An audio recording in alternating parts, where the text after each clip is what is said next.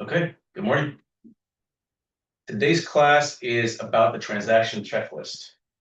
And the reason I do a class on this is because when you have your first transaction, and not even your first transaction, it could be your second or third, we have a checklist of forms that are required to close the transaction in order for you to get paid. And when you first look at the list, it's overwhelming. I mean, we were just talking about that, right? Like, oh my God, all these forms. And so this class is designed to help you understand who provides what. Because when you look at these forms, the checklist, so like this is the listing checklist, so that's not that much. When you look at this transaction checklist on the screen, there's all these things that are required. Some are if applicable, but most are required. And you look at this and you're like, oh my God, I have to do all this. Well, I have good news for you. You don't have to generate all of these forms. Some are going to be generated by the listing agent or the listing side and the seller. Some are going to be generated by you, the buyers. If let's say we're representing the buyer, and you as the buyer's agent and the buyer, and some documentation you're going to get from escrow, and then others you're going to get from like the inspection companies and stuff like that. If there are inspections, but I printed out some checklists for you guys to be able to check mark who provides what for next to each form, and I'm going to show you what the forms look like. I'm not going to go over how to fill them out or anything like that, just who provides them and why. All right. Any questions before I start? All right. So the first checklist is if you have a listing, we require that you upload the residential listing agreement packet. So I actually don't have a copy of this one, but it's the listing agreement and a few other forms, the agency disclosure, the possible representation more than one buyer seller. There's a few forms that are within the packet. So that's all required that your seller sign along with yourself, and then you upload a copy to us. Question. Yes. So if I have a seller Yes. and I have agreement, when do I need to upload this right away to the here? Well, so we're gonna talk about SkySlope. SkySlope is an online transaction management system that we signed up for that allows you guys to upload a copy of your forms for us as a brokers to have a copy of that Okay. because you're required to share a copy with the broker When do I need to upload? as soon as possible. As soon as possible. Oh. Yes. And if you don't, you're gonna get an email from me every week saying, "Hey, we need your listing contract. Hey, we need your listing contract," and you don't want my emails to be, to be bugging you. So yeah, so upload it as soon as possible, and we'll talk about SkySlope a little bit later. But SkySlope will show you the checklist. So when you add the transaction into SkySlope or the listing, it's going to ask you who's the seller on the listing, what's the listing price, when's the beginning and ending date of the contract, and so forth. If you have a buyer, then you're going to add the transaction, and the transaction is simply adding what the property address is, who's the buyer, who's the seller, when's the beginning contract date or acceptance date, and then when's the close of escrow, what's the commissions and so forth, and then it shows you the checklist of all the forms that are required, which is this checklist here. So we're going to start with the listing. So if you have the listing, you're required to have the listing contract or the listing contract packet, which is this, and you upload a copy to us. If you have a transaction, only a transaction, you're not going to do the listing contract. You're going to start with the transaction in this checklist. But there are times when you're going to have the listing. Well, we're hoping that every time you go into escrow, once you go into escrow, you're converting that listing into a transaction. And it's just simply clicking a button in SkySlope that says accepted contract.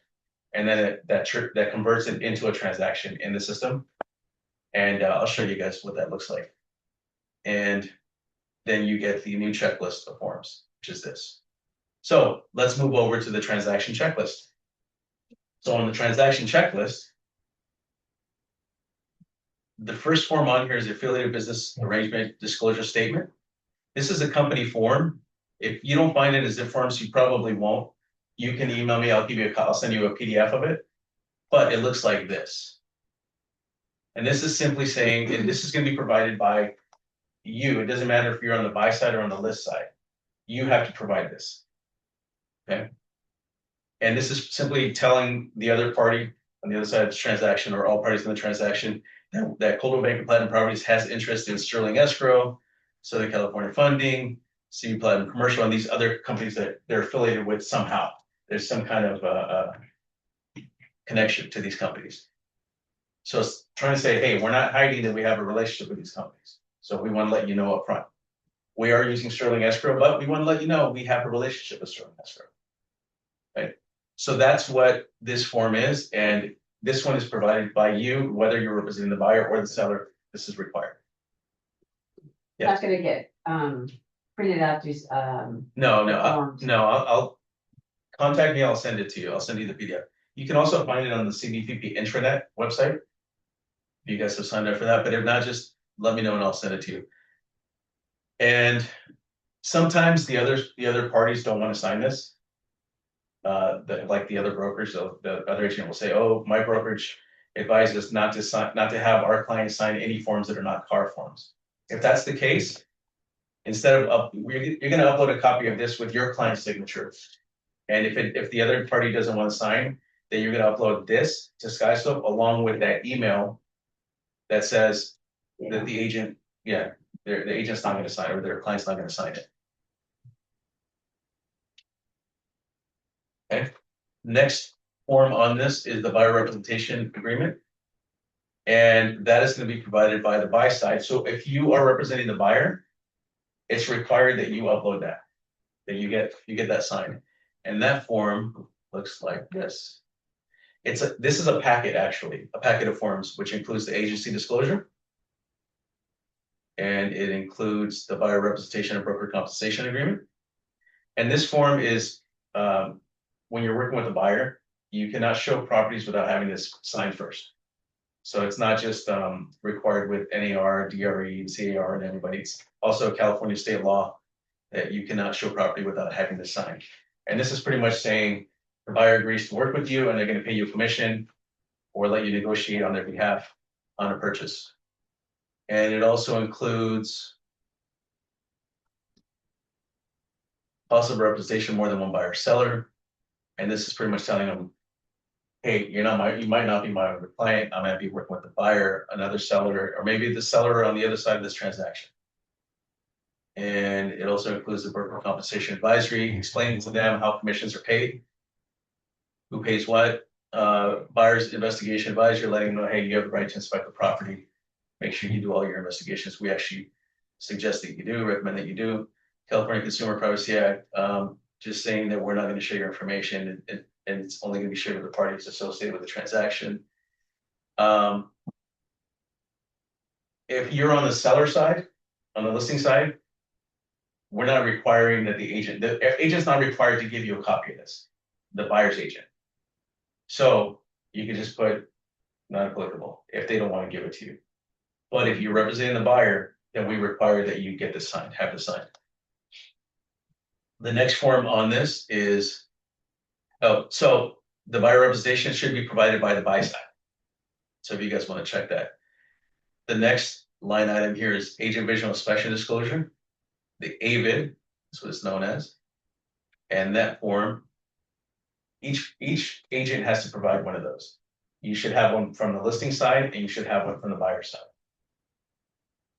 So whoever you're representing, you have to have it, but you should also have one from the other agent. And this form is a visual inspection performed by the agents. And it's exactly what it is, just a visual inspection of the property. And you're looking for any deficiencies in the property. When do we need to fill? I would do this as soon as possible. Oh, once I have a contract. Yeah, Agreement. Yes. So you could do it even before you have a buyer? If you're an If you're the listing agent, yeah, if on a listing, I would have the listing contract signed. And I would have all the seller's disclosures signed up front right away. So that when you do accept an offer, you send those off right away. So that way you don't have to wait for the seller to look through them and have questions assigned, because time is of the essence when you're in escrow, right? Every day counts. So the sooner you have those filled out and signed and answered and everything, the sooner you can get them out. So yeah, if you have a listing, I would get this done right away. Okay. So to answer your question, as soon as you go into escrow, I go and do the agent visual inspection. And this is an inspection of the property, walk into the property. And it's got, let me show you what it has here. A section for each part of the house. So when you walk into the entryway, is there a broken window? Is there a broken concrete in the entrance? Missing tiles, things like that? No, if not, say no deficiencies noted. You type that in there. Don't leave it blank. You want to show that you've been to the property. You're not just leaving it blank. You did your job. When you go into the living room, is there a torn carpet, broken window, holes in the walls, stains, in the carpet, in the ceiling, whatever it is? Don't go too much into detail. If there's a stain in the ceiling, if you think it's mold, don't say it's mold because you're not a mold expert. Just say black stain in the ceiling or yellow stain in the ceiling. Don't say it's water. Maybe it's not water. Maybe it's something else. So just say yellow stain in the ceiling or black stain in the ceiling, or even with holes on the wall, you don't want to go measure each hole and do all that. Just say there's this small hole in the wall, in the living room. Dining room, same thing. If there's nothing deficient, or nothing broken or nothing to note, just say no deficiencies noted or no defects noted, and so forth. You can look at the kitchen. This doesn't mean you have to go to the property, turn on all the switch on and off all the switches, open the water faucets, like go and open the under the sink, look behind the couch. This is not that. This is just when you walk into the room, do you see anything that's wrong with the property? And then if there is, you write it here. If there isn't, you say no deficiencies or no defects noted. And here under bedroom, you're going to say bedroom 1. And then next to it, maybe you're going to say master bedroom, just to identify it better. And then bedroom 2, under here, bedroom 2, next to it, you're going to write bedroom nearest the hallway, the stairway to the left. So you want to identify which bedroom you're talking about in some form, because just saying bedroom 1, 2, and 3, nobody knows what bedroom you're talking about.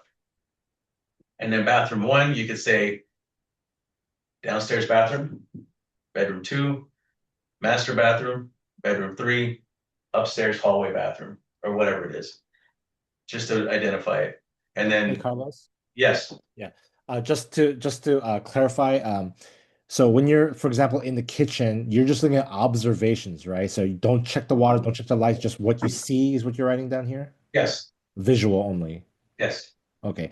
And then once I have this signed, do I just upload it to SkySlope as soon as possible?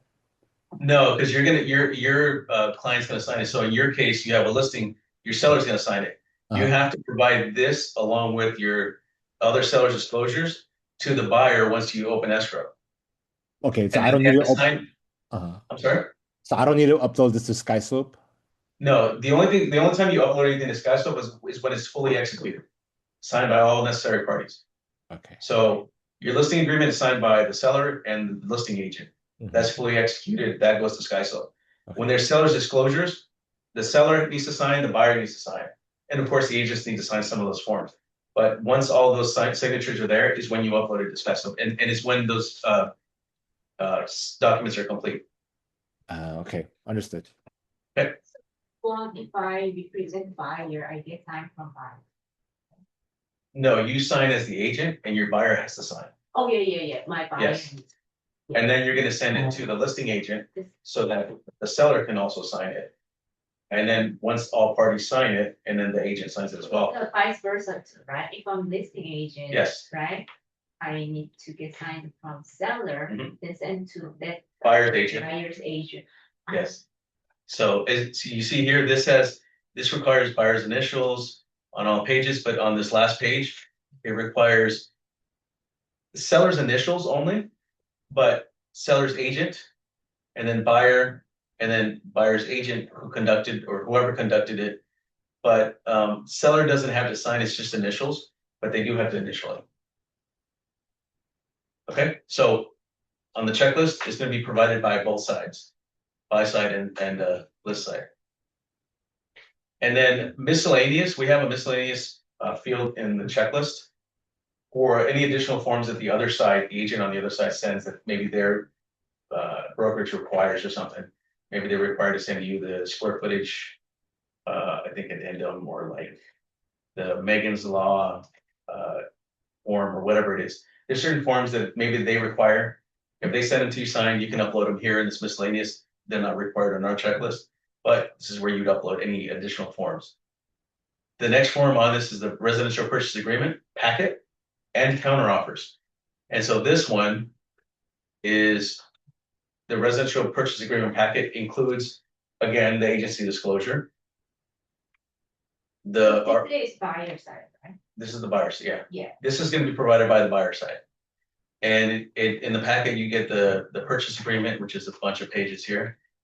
And the possible representation, more than one buyer, seller again, federal reporting requirements, buyer investigation advisory, so forth. And insurance, wire fraud, Consumer Privacy Act, and any counteroffers. So if there's no counteroffers, you're just going to upload a fully executed purchase contract packet.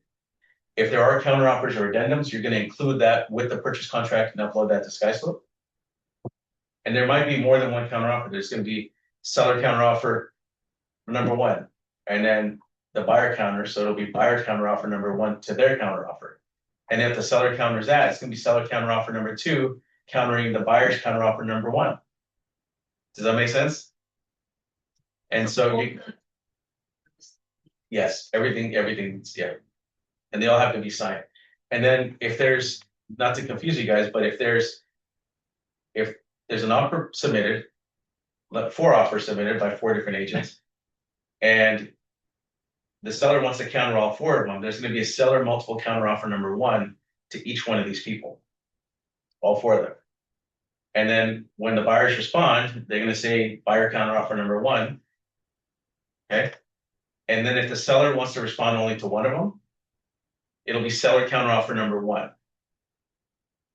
Because it's no longer seller multiple counteroffer number one. Now it's seller counteroffer number one, because now I'm only dealing with this person. Right? So it could change. Is it normal for agents to just use the multiple counteroffer one just to intimidate? Sometimes agents will do that. They'll submit a seller multiple counteroffer to make you think that you have competition. So you better step up your game and submit highest and best. 20,000 more. Yeah, I mean that they shouldn't do that. They're not supposed to do that. But okay, so that's going to be provided by the buy side. Closing statement. This is going to be provided by escrow at close of escrow, and that looks something like this. The seller's going to have one, and the buyer's going to have one. So if you represent the buyer, you're going to upload the buyer's final settlement statement, is what it's called. Also a closing statement.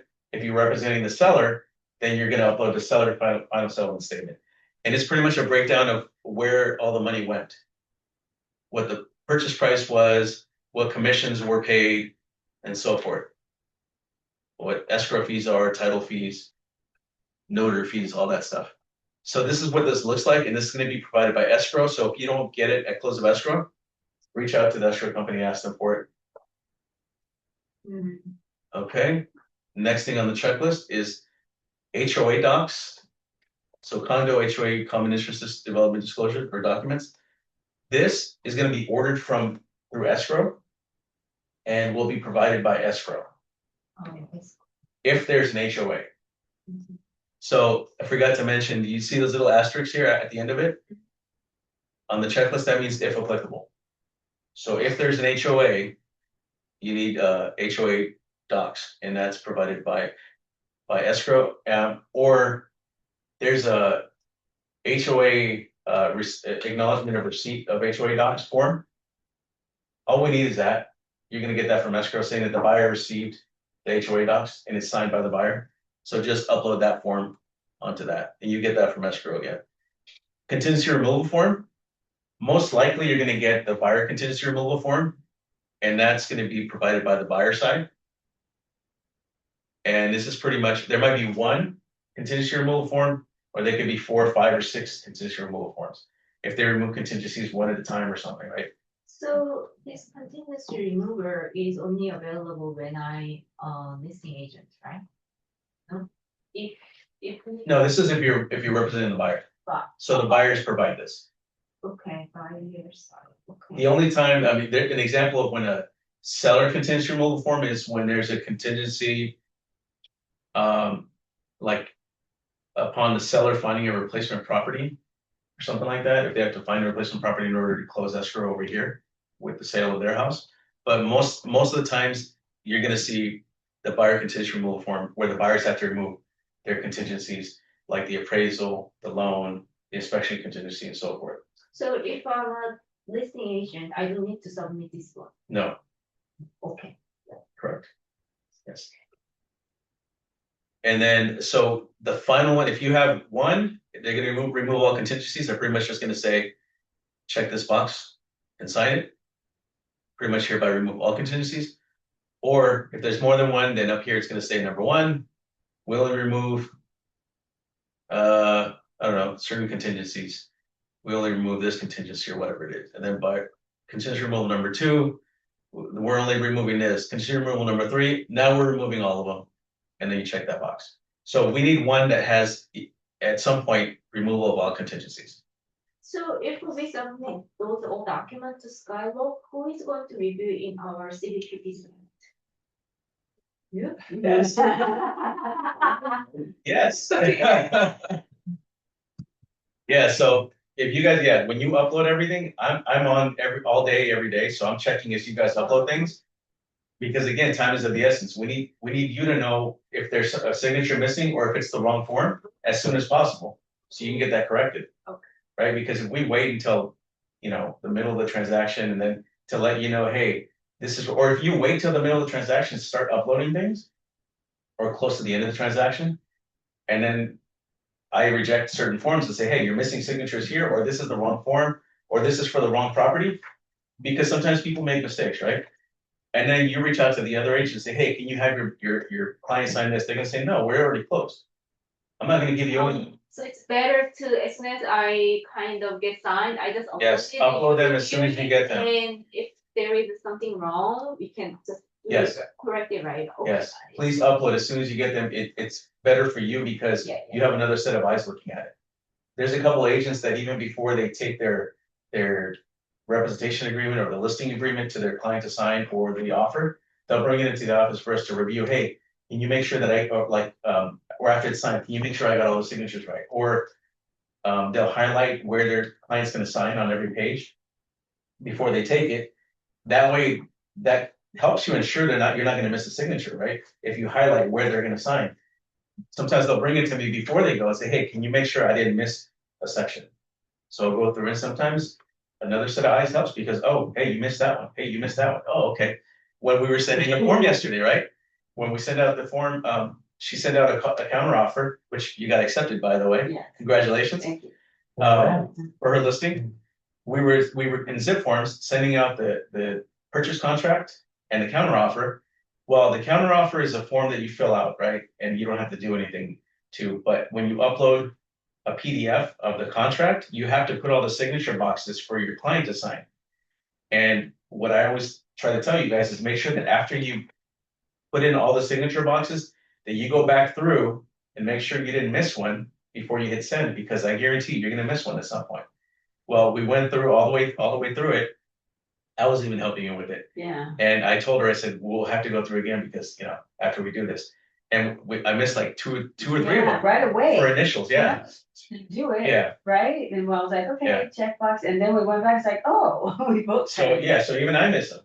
But I go back to make sure, we went back a third time, make sure we didn't miss any before sending it out. So there are gonna be times where you're gonna miss a signature or initials that you have to go back and get. That's why it's important that when you get those signed, you upload them right away. Because I'm gonna tell you, hey, you missed a signature here, or you missed initials or whatever it is. So even on the online, I think authentic sign, we gotta tell them that, okay, or does it do it automatically? So it automatically places signature boxes and initial boxes when you create the form. Uh-huh. Where you fill out the form, you type in the names and whatever, and you're gonna send it for signatures. It automatically knows when you create the form. Mhm. But when someone sends you the PDF of the offer, it's no longer a working form. Now it's just a PDF.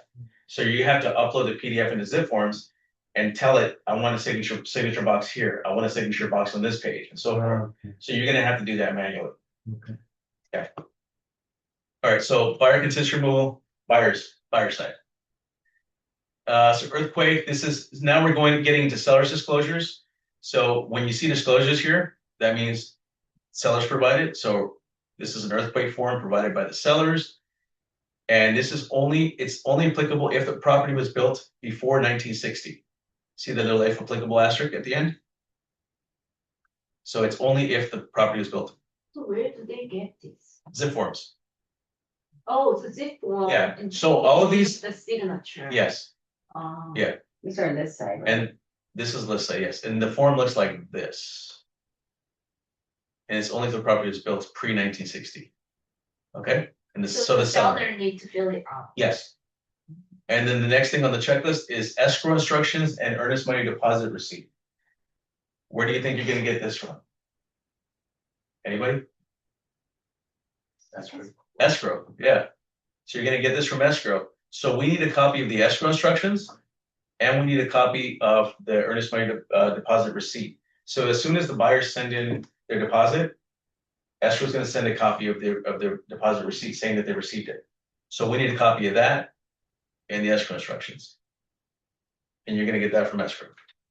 Okay, and let me see if I have an example of that. Escrow instructions right here. So this is pretty much what it would look like. And then the deposit receipt, do we have anything for that? Yep, E&E receipt. It's gonna look something like this. Okay. So escrow. Next one is the fire hardening defensible space advisory. And this is gonna be provided by the listing side, and it's, if applicable, we should get it signed anyway. And that form looks like this. It should be provided by the listing side, the seller. And okay, that's the next one is the homeowner guide and earthquake safety environmental hazards signature page. Sellers. Okay, and that looks like this. And you should provide your client with the booklet, and the booklet is found with the zip forms as well. And I think that's the 4 of 6 when you go into the EPUB form library within zip forms. But if you guys have questions when you get to it, let me know and I'll help you with it. But this requires buyer sign, seller sign, but this is the listing side that's going to provide this. The next one is This one is once offer accepted, then seller we send to. the yes, seller. it should be part of the seller's included with the seller's disclosures. Okay. And it doesn't come with zip forms, right? It's a form. It's in Yeah. zip forms. It is? Yeah. Oh, The next one is lead-based paint. So if the property was built prior to 1978, you'll notice here this is if applicable. Then the seller should provide this. Or the listing side. If the property was built prior to 1978. And this is what that form looks like. Okay, 2 pages. All right, the next form is the market conditions advisory. This is provided by the listing side or the seller. And this is 2 pages as well. There's one. there's What two. is that? Market condition, but Well, let's see.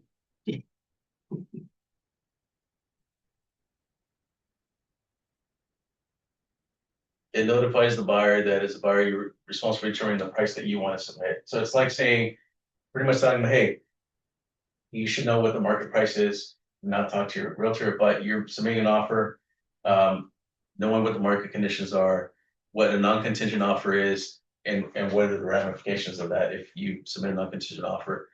Loan contingencies, letting them know about loan contingencies, appraisal, investigation contingency, insurance contingency, and that they have to find homeowners insurance, broker recommendations. So it's all you have to do is just look at the forms. It tells. And some of them you're like, what is this form? And you look at it, oh, okay, that's what it is, right? So you have to just go into the form and look at it. So when do we need to fill out this one, MCA? This is part of the seller's disclosures.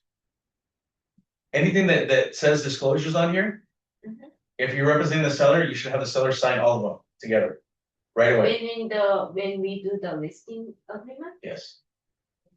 Ah, okay, so, Yes. but this is not the inside the package? It's only got- No, you have to add all the forms to zip forms Uh-huh, from this zip form library, yeah. CR library, and send them to your client for signatures or print them out if they're gonna sign them.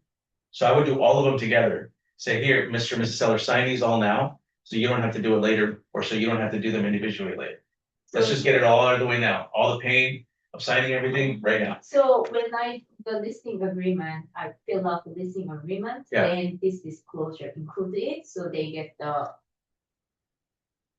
this one and I would get the listing agreement signed first, first, then next. because if they see all these forms that they have to sign to, they can be like, Oh, oh, we don't know if we want to do this right now. So get the listings agreement signed first, and then contact them within a couple of days. Say, hey, by the way, we need to have these other disclosures signed, right?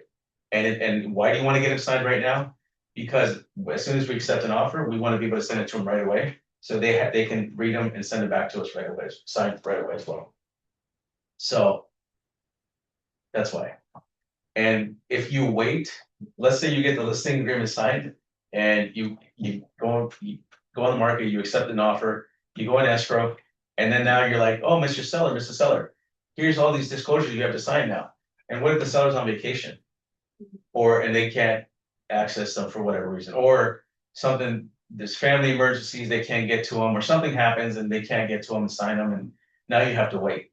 And now that could possibly extend the buyer's contingencies, right? Until you get them those forms signed. So it's better to have them right away. If you're on the buyer side, the sellers have, I believe it's within 5 or 7 days to get you all the disclosures. I want to say 5 days. 7 days?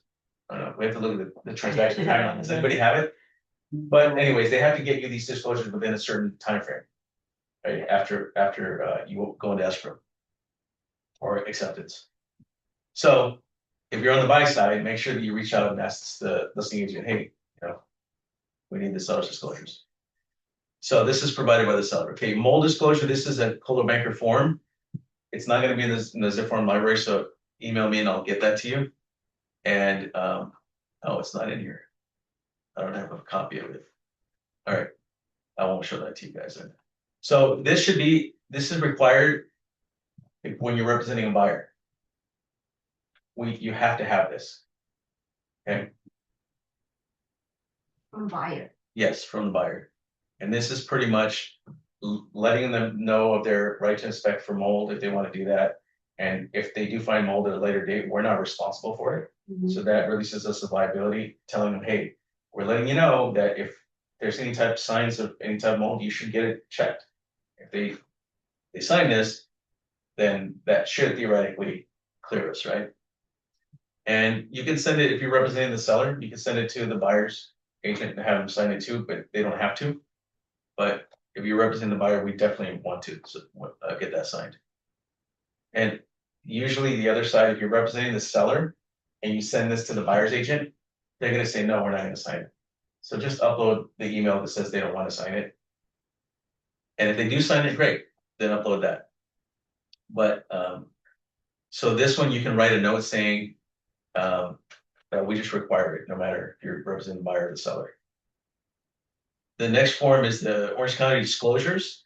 This should be provided by the seller as well. And this can also be found in zip forms. And this talks about the area disclosures and like things like that there's a power plant, there's prisons around Orange County, there's an airport in Orange County, there's toll roads, there's all these different things. There's a military training facility, there's so if maybe someone that doesn't know about these things, you're putting them on notice that there are these things here. So this should be provided by the listing site. And just to add a note, on most of these disclosures that the sellers are going to sign, if the listing agent doesn't give them to you, you could just pull them up on zip forms, have your buyer sign it, because it's only signature pages, right? Send it to the listing site, say, hey, can you have your seller sign this because you didn't send this originally? And then you get it signed.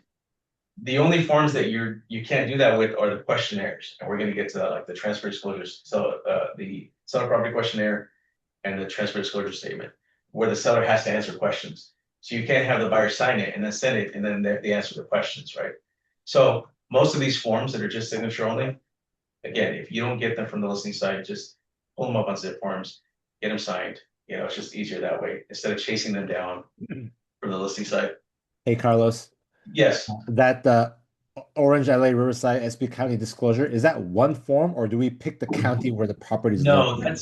so ours is only Orange County. If you Okay. have a listing or a transaction in LA County, Riverside County, or Uh-huh. San Bernardino County, you have to check with the local board to see if there's any disclosures for that county. So And check with the if there are, then you get those signed and uploaded. what board is that I'm contacting? Your property is in Corona. Riverside. Riverside.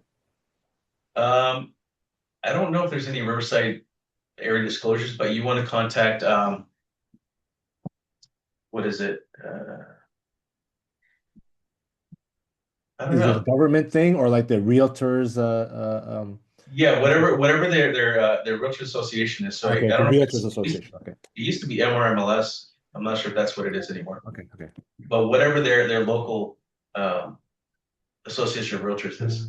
Okay, yeah. I just want to see if it's a county thing that I have to contact or like the assessor's Yeah. office, but it's Or the realtors. we have access to the Orange County disclosure because our board is in Orange County. Yeah. So yeah, depending on the county, you have to reach out, see if they have any. Got it. Okay, NHD report. You're gonna get this from escrow. Usually escrow orders these. And that looks something like this. NHD report, depending on what company you order from. This is from my NHD. And usually the seller pays for this traditionally. So you're gonna get this from escrow. So I would do escrow. Physical inspection or buyer inspection waiver. So there's a form, I'm gonna show it to you a little bit later. Because you can use the form for either the physical inspection or the termite inspection. Or if you end up getting a property inspection, then you're gonna upload a copy of that property inspection into zip forms. If you're representing the buyer. If you're representing the seller, sometimes the buyer won't give you the inspection report. It's required that they do if they request any repairs. If not, they don't have to send it through, They don't have to, no. and you But really don't care. yeah, but you're gonna ask them for a copy, and usually they'll give you a copy of it. So what an inspection report looks like is something like, let's see. Where is it? Inspection report right there. And they're all gonna be different, right? It's gonna have pictures of the property and recommendations and things like that. And any deficiencies they know, they're gonna write in there. Okay, so either a copy of the property inspection, and that's gonna be provided by the buy side. Because usually the buyer is gonna pay for their own inspection. If this, The home inspection yes, report Yes. in buyer inspection waiver buyer. or a buyer inspection waiver. So if the buyer does not do a property inspection, you want to get them to sign the buyer inspection waiver form. And I'm gonna show you what that looks like in a little bit. But yeah, so either you're gonna upload the home inspection or the property waiver, inspection waiver. So that's the contingency, right? The inspection contingency, Yes, or is that different? that's different. The contingency is different. Okay. The contingency is that they have a right to inspect it up to so many days, Uh-huh. not that they did or didn't do the inspection. It's just they have the right to or the right to cancel for that reason. Okay. So if they do it right away and they're in their time frame and they say, oh gosh, there's all these problems, we want to cancel, Yes, they can cancel. they can cancel as long as they don't remove that contingency. So let's say the 17th day default removal date passes and they haven't removed contingencies and it's day 21, they can still cancel for things they found in the inspection report. All right. Can you ask them, hey, is there anything in the inspection report that, No, I mean, if you're the listing side, don't say anything about it. Let I mean, them you want come to them you. to just like leave it alone, right? Yeah, like- no, you don't want to say, hey, my seller will pay for all your repairs. Tell me what you want No, fixed. but you have to No. worry about it until the No. last minute, like what No. if they're waiting, and then at the last minute. That's why prior 2 days before the contingency is supposed to be removed for the inspection, send a notice to perform to remove that contingency. Yeah. That way they're put on notice, hey, if you don't remove your contingency in 2 days from now, we can cancel. Okay, And guess what? They're either gonna give you their request for repairs right away, or they're just gonna give you the contingency removal form, like, hey, we don't want to cancel, just, don't cancel. So if they say, please, repair the sink on the 16th day, do you have one day to repair it, or do you No. have more days, like, No, just because they requested doesn't mean you have to do it. oh, yeah, okay. Yeah, But do you have more time even past that contingency? you can still period? give them the contingency removal. The contingency is the contingency, whether they did the inspection on a specific day or not. That's not your problem if they waited till the last day to do the inspection. They still have to remove they're obligated, by the default language in the purchase contract to remove it by a certain day. Now, do they have to do it? What happens if they don't? Nothing happens if they don't, right? The Right. seller can't cancel, but the seller would then give them the notice to perform 2 days before that is due. And now, if they don't do it by that date, the seller can cancel then. Okay. So, And a lot of times I think they give credit, like you don't, like as the seller's side, they don't have to fix it, right? A lot of times it's just like, okay, here's $1,000. Yeah. You can fix it on your own, right? Yeah. So when you do a request for repairs, which we're gonna come up to pretty soon here, after they look at the inspection report, the buyers say, hey, well, we found all these things that we want the seller to fix. So they send over the request for repairs, and there's like 10 items on there or whatever it is. The seller can either say no and sign it, we're not gonna do anything. Or they could say, okay, we'll repair everything and sign it. Or they could say, no, we're not gonna repair it, but we'll give you credit for this much is what we think we're gonna give you.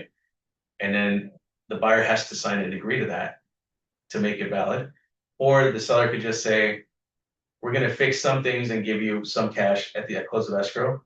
And then the buyer has to agree to that as well. So if the seller just rejects it, say, no, we're not gonna sign it, that's that. If the seller says, hey, we agree to sign these things, cool, they sign it, all right, that's that. But if they come back with like a negotiation of we're gonna give you partial credit, or we're gonna fix some things but not other things, then the buyer has to acknowledge and agree to all that. How much time do they have to fix it before that? Is there a date?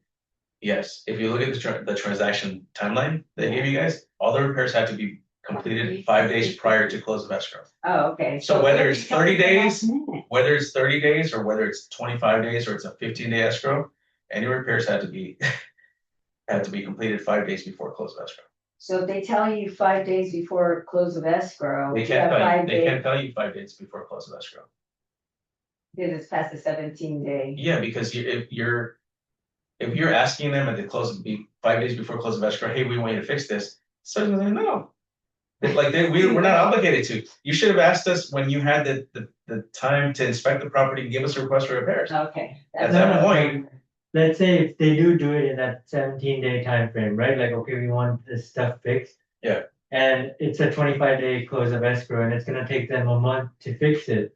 Do we extend escrow, or what happens? no, you don't extend escrow. I mean, you're just hoping that the work's gonna be done by that time. If it's not done after close of escrow, because maybe the work goes past the close of escrow date and it's not completed, then the buyer would have to take the seller to court and settle out of court, do whatever else, through court outside of escrow. That's already past escrow.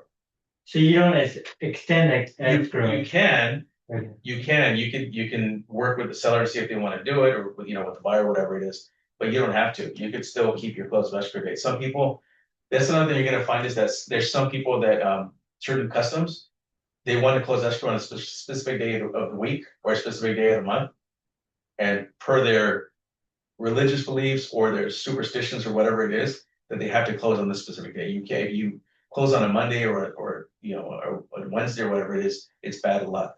So there's some people that want to stick to that time frame. So you're gonna see a bunch of different things, man. Like, might be strange to you, but it's normal to them. Mhm. So yeah. So I hope that answers the question. All right, so again, the physical inspection report or waiver is gonna be provided by the buyer side.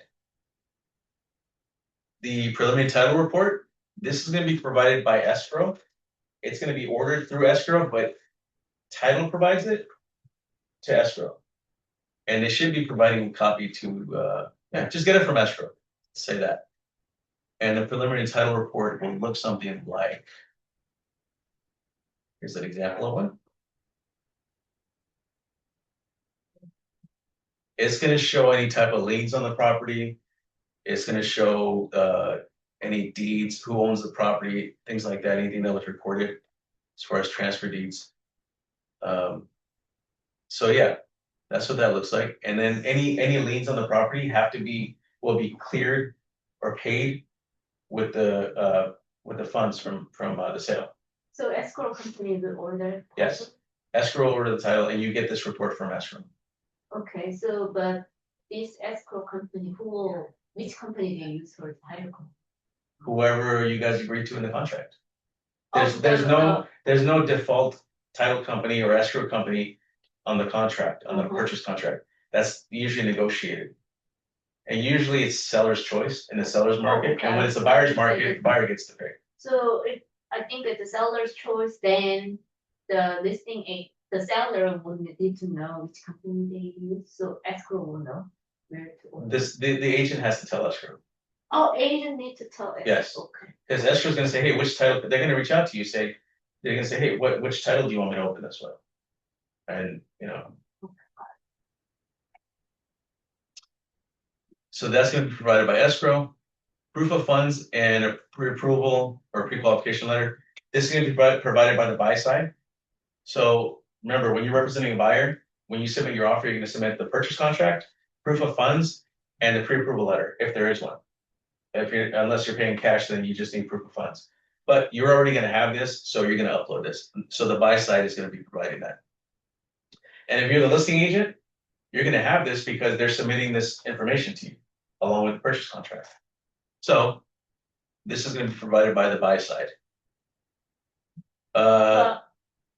I'm a listing agent. When I do the Skylock, do I need to unload that one? Yes. Oh, yeah. Unload. Yeah, because when a buyer submits their offer to you, they're submitting the purchase contract, Right. pre-approval and proof of funds. Yeah. Yes. But we're just talking about who do you get it from, Okay. right? So if you're missing this, when you're going down the checklist and you're almost close to close of escrow, and you notice, oh, I'm missing this. Who do I get this from? Now you know who to get it from, right? So the next one is proof of home warranty or waiver. Usually, if there's a waiver,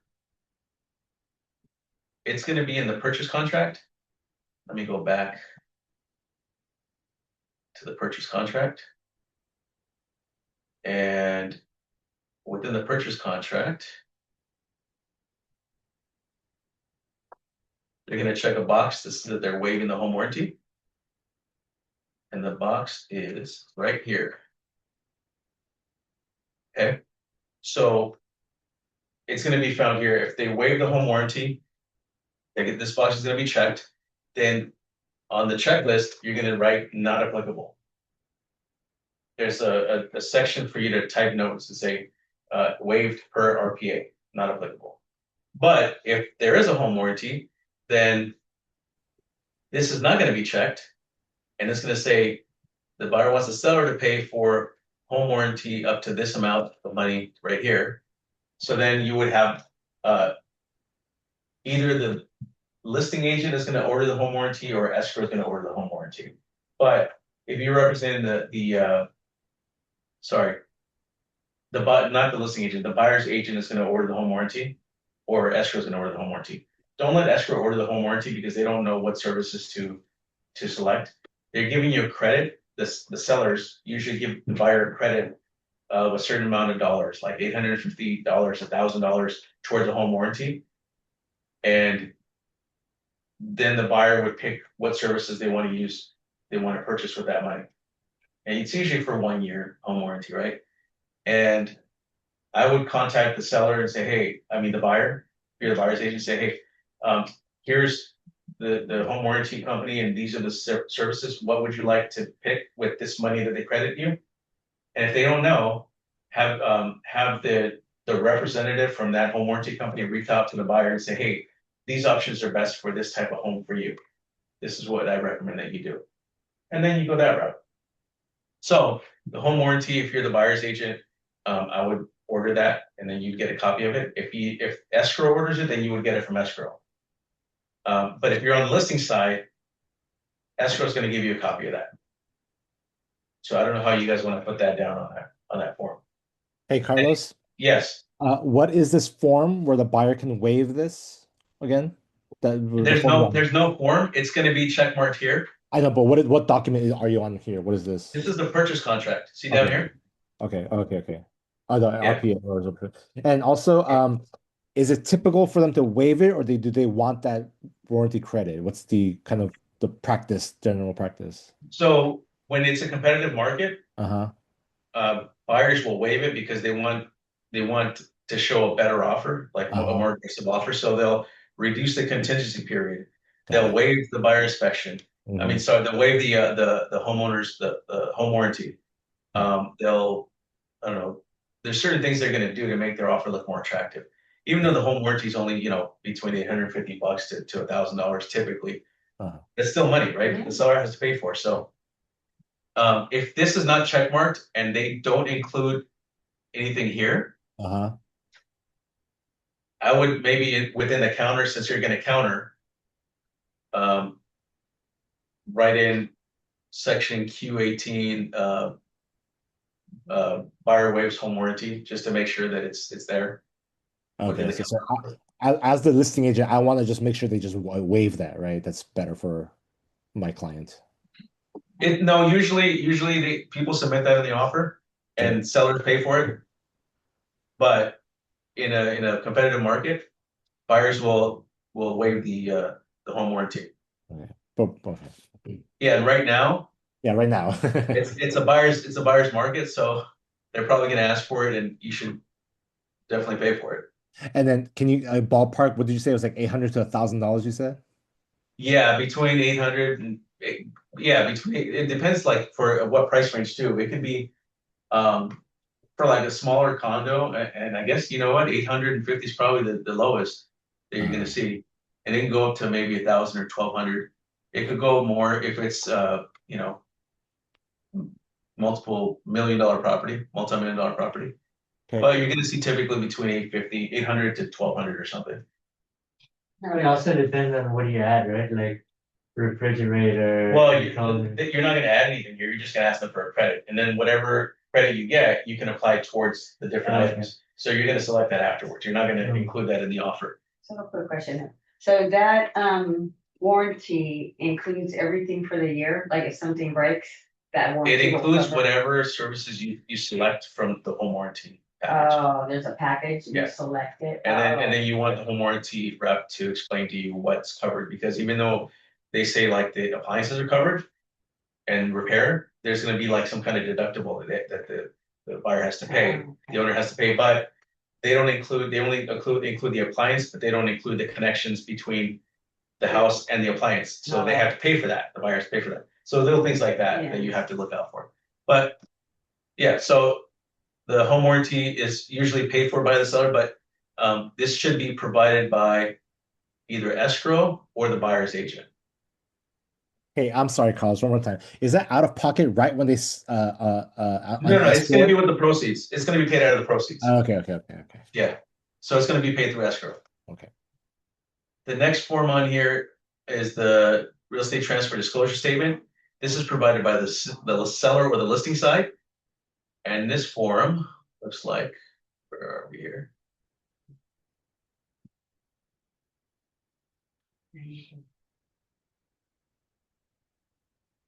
Here it is right here.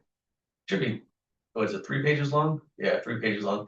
And this is a questionnaire, questions about the property. So what's the property going to come with? Check, all that apply. And then also questions about the property, just to show you guys some of the questions here. And they should be answering this to the best of their knowledge. You guys see the questions there? Listen. Yeah, the listing side provides this, and the seller, this is one of the forms that the seller has to answer questions to or. The same thing, we recommend this one. This is one of the ones that you should get signed right away. Yeah. Right, this. Yeah, all the other ones are gonna be just signatures. This one and the seller property questionnaire are things they have to answer. Check yes or check no, and if yes, tell us what, what it is. Okay, so let me zoom back out. And then, so then we have the third page. This is one of those forms when you send out through zip forms, it misses a signature box. So make sure when you go through that it's not missing, it'll be missing a signature box, I don't know, somewhere. Like, I don't know, like here, maybe, or here. I don't know, somewhere there's a signature missing, or maybe there. So make sure that there's a signature box where one's required when you send through zip forms. Okay, so that is provided by the listing side. Okay. The next one is, if applicable, the representative capacity signature disclosure. Most likely, this is going to be provided by the listing side in most cases, sometimes by the buy side, but there's one for seller's representative and one for buyer's representative. So make sure you select the right one. There's also one for landlords, which is the property owners. I think it's what they call it now. And then one for tenants, I believe. But most likely you're going to use this one if you use it. And this is, if applicable, if the property is owned by an entity, like a trust or an LLC or a corporation or something. And this is pretty much saying, like if it's under a trust, you're notifying the buyer that, hey, this property is in a trust named whatever, you're going to type in what the name is here.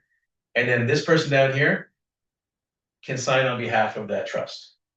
And what's their title? They're trustee of that trust. So you're just letting them know that the person signing all the contracts can sign on behalf of the name of this trust or LLC or corporation. But you might not need this because there's a section in the purchase contract where you can fill this out as well. There's like a little portion of it. I'll show you guys what that looks like. So you won't need this if you do that. But if you forgot to do it or you didn't do it on the purchase contract, then you would need this form. And again, this form is if applicable. So you see the little asterisk there. But let's go back to the purchase contract. And it should be on one of the last pages of the purchase contract. Okay, so right here, entity sellers. So section 33B, this pretty much says everything that other form says, that the entity name is right here's where we're going to type it. And then this person can sign on behalf of the entity. And then down here is the seller's name and then their title. So it's everything that shows on that other form that you can fill out here in the purchase contract. When the purchase contract is submitted to the seller and you respond, if you're the listing agent, you're going to fill this section out and send it. Or if you don't fill this section out, you're going to include that other form. Totally lost, sorry. So this is purchase agreement, right? Yes. Between the buyer. But by the way, there's also a section for a buyer entity. So if the buyer's buying under a corporation or LLC or trust, then they would check this. Out. Like for example, my buyer Yeah. wants to buy under LLC, the Yes. trust. So I always need to check the Yes. here. And then, yeah, And if the seller side is some LLC or trust, yes, I need to check here. yes. Oh, wow. Okay. Okay. But if you're the buyer, if you're representing the buyer, Mhm. you're not gonna know who can sign on behalf of that trust or on behalf of it. Right, right. So then the listing side, when you submit it, they have to fill that out and send it. back to you. Oh, okay. But Yeah. if I'm a buyer, I wanna do it LLC, I need to Yes, check it out. yes. And then if that's the case, then there's gonna be a representative capacity signature form for buyers. So this form. Where is it? I think go back here.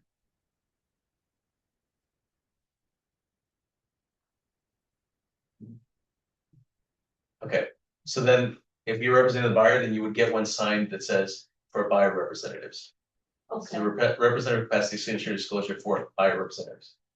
But that's only if you don't fill out that section in the contract. Otherwise, you don't need this form. Okay, got it. So again, that's if applicable.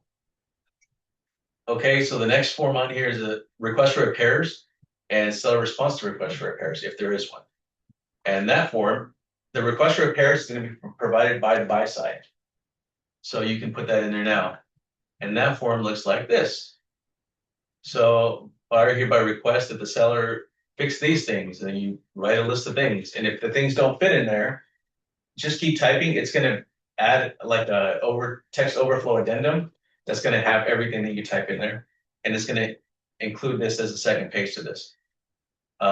You could just keep typing and then another Yeah, page appears? yes. Well, it won't appear. You'll just see everything typed there, Oh, it's but it's not gonna show here. It'll show when you print it out or send it for signatures. Or you can request that the seller pay for certain things, this is for like termite work. And then the buyer would sign here. And then if the seller agrees to everything, they're just gonna say, check this box and sign it, and seller agrees to pay for everything, and then that's it. But if the seller says, no, we're gonna pay for part of it, fix part of it, and they sign it, then the buyer has to either, after that, check this box and accept whatever the seller's gonna give them, and then they sign it back, and then that's it. Does that make sense? What if the seller doesn't, it's partial, so in the beginning of that, there is a number, right? 1, 2. Yes. This is gonna be request for repairs number 1. Number 1, but I'm going to, for example, I'm going to kind of ask them 10. 10, ask to fix 10 Yeah. things, then by seller says that, okay, I'm going to fix you partial 5, okay? Okay. Then seller writes there, So the buyer says, Mr. Seller, I want you to pay for these 10 things, and Yeah. you're gonna type it all in this section here. Okay? And then the buyer signs it. Yeah. And then the seller says, we're just gonna pay for partial. Yeah. Or fix part of the things. And this is what we're gonna fix, right? okay, These things here. And then the seller signs it and sends it back to the buyer. Yeah. Then the buyer has to sign it again. They okay, either have to agree to it, say, okay, we like it, we're gonna sign, we'll move forward. Or they say, buyers do not agree, we're gonna send you another request for repairs. that then. And then that will be number request 2. repairs number 2. Oh, And then they sign it, and then they send a request for repairs number 2. Now, it doesn't have to, the seller doesn't have to sign this, they could send the seller's response to and reply to request for repairs. So then they could send this form instead to respond to the other form, which the seller would say here, where is it? They would check this box here. Right there. Seller responds to this request for repairs with the seller response to request for repairs. So they check that box, and then they include this form and tell them exactly what they're gonna do. And then if the seller signs it, then the seller signs it, and then the buyer can either accept it and sign it, or they can just keep going in this big circle, right? But usually you're not gonna see the response, because usually they work it out on the first one and the request for repairs. But once in a while, you're gonna see the response when they wanna get more elaborate. So the first one is gonna be provided by the buyers, the request for repairs. And then the seller's response is gonna be provided by the seller, if there is one. So I don't know how you guys wanna write that down on this list, but that's how that works. Okay, the next one is the seller property questionnaire provided by the seller. It's another questionnaire, just like the transfer disclosure statement. Questions about the property. Just to show you guys what it has on there. And the seller has to answer these to the best of their knowledge. this is different from disclosure? Yes, this is a seller property questionnaire. These are the only 2 they're gonna have to answer questions to. Okay. Interesting. Yeah. So again, it's to their best of their knowledge. Maybe they don't know. If they don't know, then they would check no. Right? You're not saying you're not lying because you don't know. So this is provided by the sellers. And then the next one is the seller's affidavit of non-foreign status or qualified substitution form. And this is for withholding taxes from the proceeds for tax purposes. And it's just pretty much the seller's signature, the seller's name, and pretty much it. And then I think they initial the back page too. And, oh, it's not anymore. So one is required for each seller. One of these is required for each seller. And these are provided by the listing side or the sellers. So all the forms that say disclosures are sellers listing site. Yes. The next one is, if applicable, if there's solar panels on the property, oh, here's the qualified substitution. This is another form instead of the affidavit of non-foreign status. Solar advisory questionnaire. If the property has solar panels, this form is required. And it's just questions about the solar panels and the equipment. Okay, and again, that's sellers.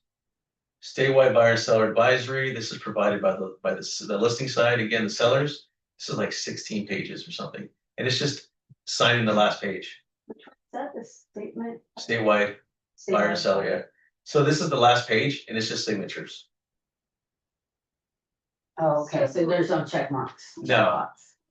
Seller.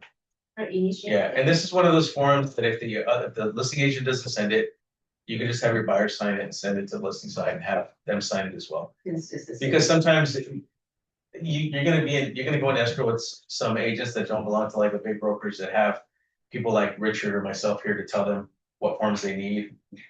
And they're just gonna submit whatever they think is necessary. But in that occasion, on that occasion, you're gonna send over the forms that they didn't send over to you. Just sign by your buyer and say, hey, can you have your seller sign this? So again, but this should be provided by the listing site as well. Termite inspection report and clearance or waiver. So you're either gonna upload a copy of the termite inspection, and usually the termite inspection, the buyer requests the seller pay for the termite inspection in the purchase contract. That's typically how it works. And then any section 1 clearance. And sometimes they'll put that into the purchase contract. So if there is any section 1 work that needs to be done, seller has to pay for it. But sometimes they'll just say, we want the termite inspection, and that's it. And then when you do the request for repairs, they'll ask for the termite section 1 work to be completed. But so if you get a termite inspection done, whoever provides the termite inspection, which typically the seller does, you're going to get that from the seller. If the buy side orders the termite inspection, then you're going to get it from the buy side. So whoever orders it, which usually it's the seller, the list site. Is that kind of the proceeds at the end? Yes. Okay. I believe so. Hey, Carlos. Yes. Yeah, so let's say there are termites after the inspection. Does that what does that imply for, because we're assuming that offer hasn't made. I mean, is this something that we do before any kind of showing or anything like that, or can we just wait until they order the inspection, and then if they find termites there, do I have to order that to be cleared if they want it cleared, and then that pushes out the whole escrow process? How does that work? Well, you don't have to do anything. So if they ask for an inspection, a termite inspection, and they ask you to pay for it, yeah, you do the termite inspection. Now they can request that you do any section 1 work or whatever it is. And you guys can either say yes or no. Okay, I can just say what it's going to cost, or they can ask for the termite inspection, and if with the offer, they're asking for the termite inspection and for you to pay for any section 1 clearance or work, and you accept it, then when they do the inspection and they find any work, section 1 work that needs to be done, then you have to pay for it. Okay. Does that make sense? Does that answer your question? Yeah. Okay. And so the the buyer inspection waiver looks like this, and you can use this for the home inspection, and this will be provided by the buy side, by the way, the termite inspection buyer inspection waiver. So if you're going to use this for the home inspection where the buyer is going to waive it, they have to initial the home inspection right here, and if they're going to waive the termite inspection, they have to initial here, but they also sign at the bottom. Sometimes they're going to just waive the termite inspection and sign at the bottom. Sometimes they're just gonna waive the home inspection, sign at the bottom, and sometimes they're gonna waive both. Termite and the home inspection. So they have to initial both and then sign the bottom. And on the checklist, you're gonna upload the form there and also for the home inspection. Which is where is it? Right here. So you just upload it twice. All right, any questions on that? Okay, so the next form is a trust advisory. This is if applicable. This is if the property is in a trust, then you're going to fill out the trust advisory. And this is going to be provided by the seller or the list side. Miscellaneous, here's another miscellaneous section for any additional reports. If there's like a geological inspection done or a mold inspection done or any type of other inspections done, you can upload the reports here in this miscellaneous section under reports. And verification of property condition, also known as the final walkthrough. This is going to be provided by the buy side. And this is what that looks like. And you're going to do this 5 days prior to closing escrow. And it's pretty much buyer signs here saying that everything that was going to be done. So 5 days prior to closing is when any repairs that were agreed to should be completed. Or when you're doing the walkthrough, that the property's in the condition that it was in when you agreed to purchase it. So if it is, the buyer's going to sign saying, yep, everything's good. Send it to the seller. Seller signs it. Now we both have a copy that everything's good. And you upload that to SkySlope. Water conserving plumbing fixture and carbon monoxide detector. This is going to be provided again by the listing side for the seller. It's just a signature page. That's it. Miscellaneous closing documents. There's other miscellaneous fields if you want to upload anything else. Another form is the notice of buyer to perform. This is if applicable. And this will be provided by the seller. And usually you're going to say notice of buyer to perform to remove all contingencies. So if you do give this if the listing side gives this to the buyer side, it should be 2 days prior to that performance date, which means when contingencies are supposed to be removed. With the default language, it's day 17 where they're removed. If you're going to give them this form, it should be no sooner than day 15, so 2 days before the 17th day. If they say contingencies are going to be removed in 14 days, then you can give this to them on day 12. Yes, Say it's applicable, right? People that if know applicable. when is the case to the applicable? I just told you. 2 days?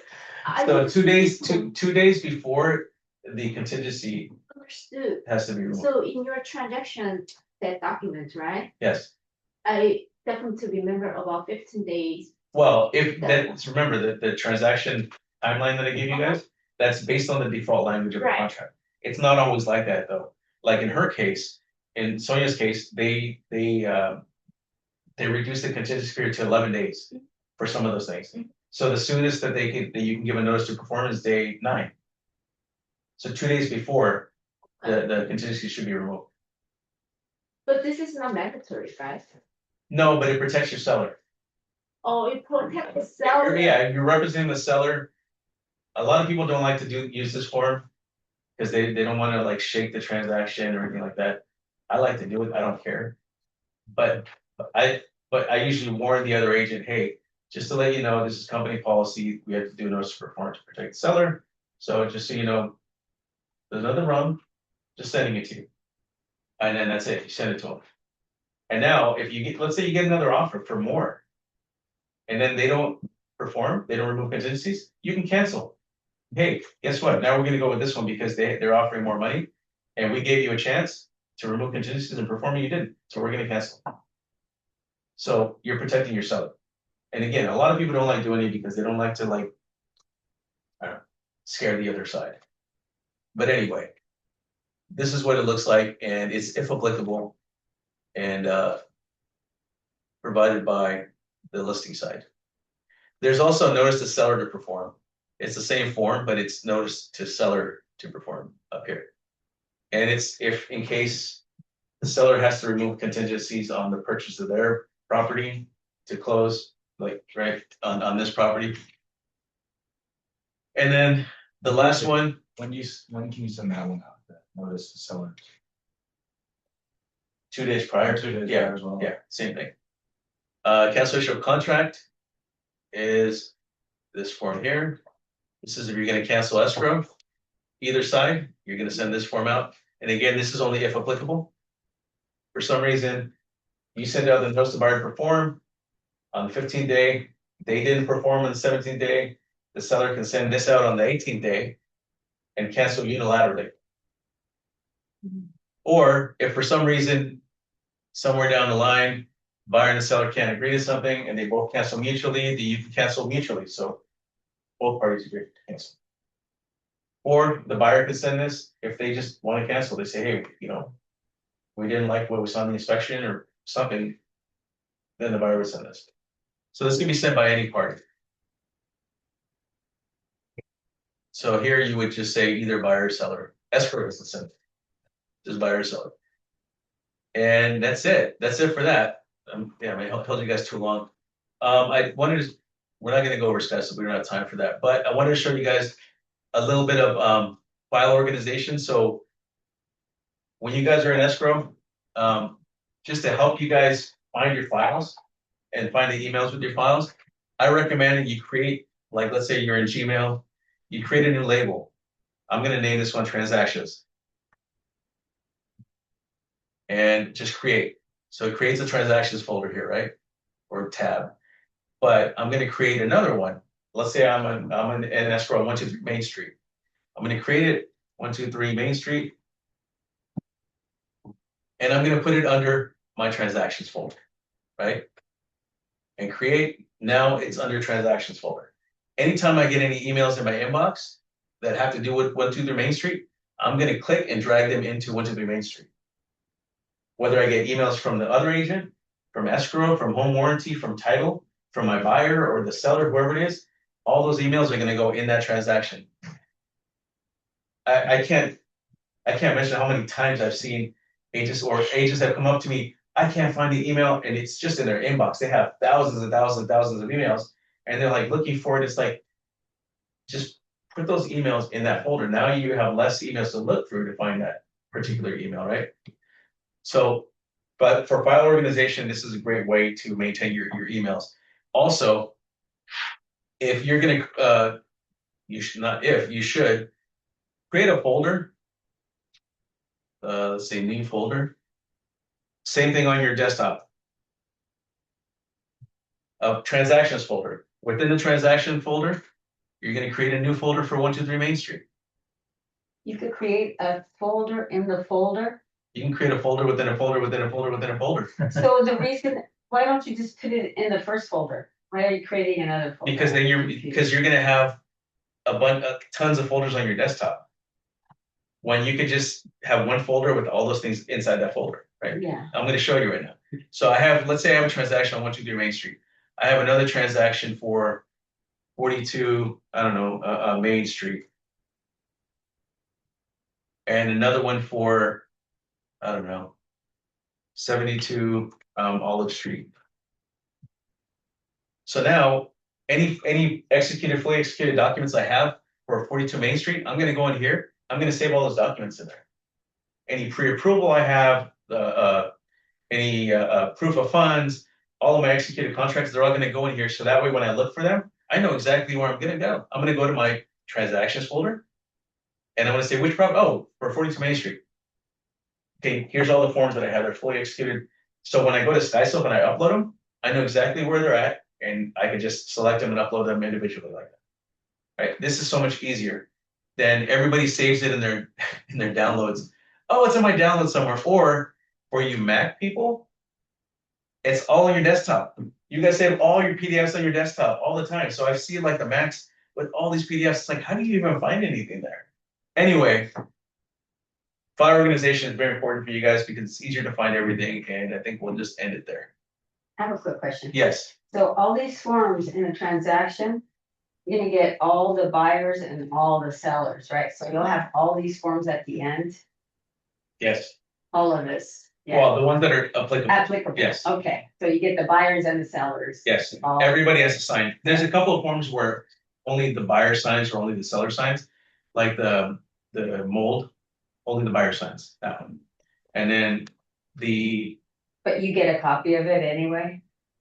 You'll have a copy yeah, you of should all have a the copy of stuff everything, yeah. anyway. And if the other party doesn't want to give you that form, they say, no, we don't do that, or our company does that, then just upload the email, PDF of the email that said they're saying that they're not gonna do it. Okay. And there might be some forms like the TDS or anything like that, That's that they okay. don't want to do, it's like you have to, but you know, like upload the email that says that they're not gonna do it. Yeah, but at the end, you're getting everything. Yes. That's the thing, no matter listing agent or buyer agent, I need to submit all the documentation Yes. except the equity. Yes, Hey, Carlos. yeah, Yeah. So everything that we talked about that we have signed, they're all executed. Do we upload all that to SkySlope at some point, or is that not yeah, I necessary? would do it, when it's fully executed, I would upload it right away. Okay, as because soon as again, we have like- that signed, right? Yeah. Yeah, when it's fully signed by all parties, Okay. because you want me to let you know if there's signatures missing, or if maybe it's the wrong form, or whatever it is, like Okay. right away, so you can rectify it. Okay. Instead of waiting till the end, what people used to do before is they would upload everything at close of escrow. And then I go through and say, hey, this is not even the right form, or Yeah. you're Right. missing like all the signatures here, and then I'll reject it, and then they get it, and then they try to contact the other agent on the other side of the transaction, and they're like, hey, we're done, we're not gonna sign anything. And then it makes it hard for you to get what you need, and then you're not gonna get paid because you don't have a complete file. Right, so, yeah, upload them as soon as you get them. Because I go through these every day to make sure that, you know, everything's there.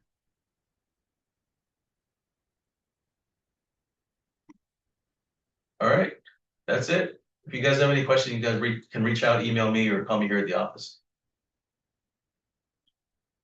See you guys next week. Thank you so Yeah, much. thank you. Thanks.